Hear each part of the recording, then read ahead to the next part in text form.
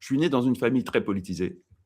Et donc j'ai eu des activités politiques, initiatiques, on va dire, étant, gamin, au collège et au lycée.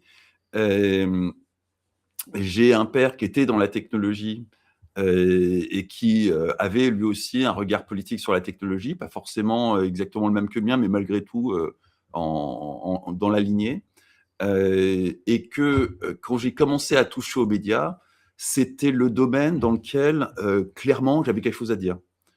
J'avais rien à dire sur la dernière feature de l'iPhone. Il y avait déjà 40 médias qui, à la moindre update, pondaient des articles sur la dernière feature de l'iPhone.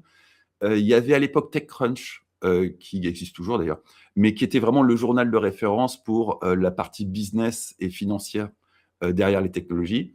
Et j'ai eu cette opportunité de lancer Read Wide Web qui était la partie intello et politique sur les technologies. Donc je me suis éclaté à le faire. Au début, parce que le sujet m'intéressait et parce que l'exercice d'écriture qui était pas nouveau, mais l'exercice d'écriture quotidienne était là pour le coup nouveau. J'ai bien aimé cette discipline. Et puis, bah, les premiers combats sont arrivés, Adopi.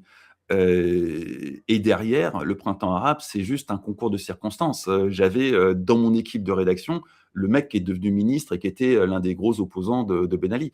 Quand Slimane Mahmoud s'est retrouvé en prison, bah, j'ai réagi comme aurait réagi n'importe quel directeur de publication quand un de ses journalistes se retrouve en prison à l'autre bout du monde.